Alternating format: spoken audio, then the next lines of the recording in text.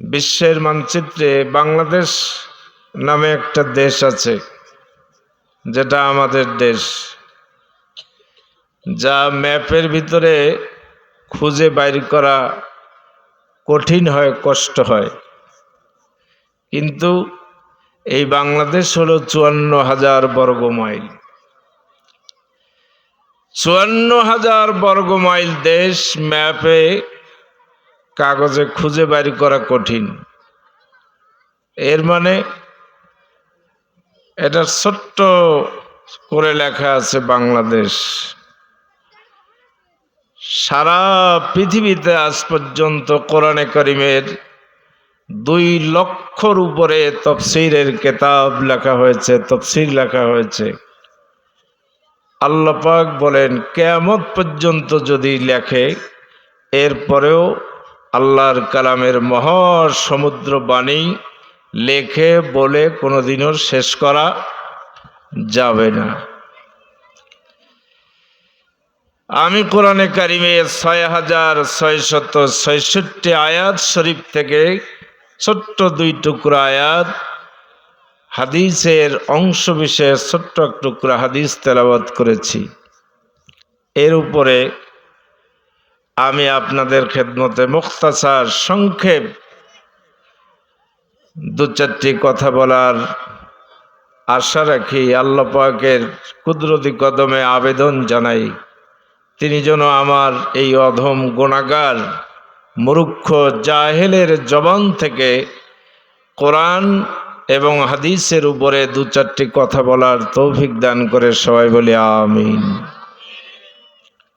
আমরা যারা এসেছি, কোরআন এবং হাদিসের ইলম কত দামি।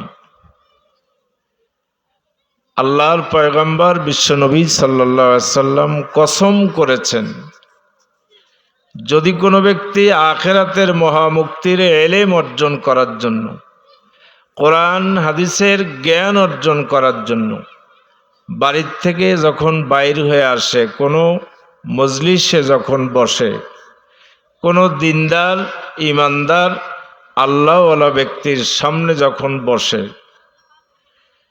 আসলে একটা জিনিস খেয়াল করবেন, সেটা হলো কোরআন হাদিসের এক একটা করে কথা, সেটা যদি একজন পথের ভিক্ষুকও যদি বলে, সারা দুনিয়ার যত হীরামণি মুক্তা জাগতিক সম্পদ যত আছে সব কিছুর চেয়ে কোরআন হাদিসের, কোরআনে কারিমের একটা জের জবরের মূল্য আল্লাহর কাছে অনেক বড় দামি। সকলে বলেন সুবহানাল্লাহ।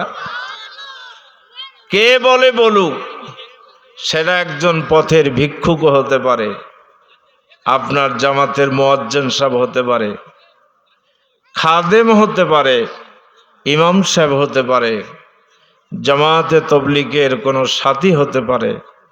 কোরআন হাদিসের ইলম বিরাট বড় দামি, বিরাট বড় মূল্য। আল্লাহ পাক কোরআনে হাকিমে আল্লাহ পাক বলেছেন, যেই মজলিসে কোরআনে হাকিমে আল্লাহ পাক বলছেন যে কোরআনের ইলম যে ব্যক্তি অর্জন করবে, সে একজন রিকশাওয়ালার ছেলেও হতে পারে, একজন দিনমজুরের ছেলে হইতে পারে, একজন গরিব হতে পারে, দুঃখী হতে পারে, যে কেউ হোক না কেন, আমার আল্লাহ ওয়াদা করেছেন তার মান, ইজ্জত, সম্মান দুনিয়া এবং আখিরাতে আল্লাহ বাড়ায় দিয়ে দিবেন। বলেন সুবহানাল্লাহ।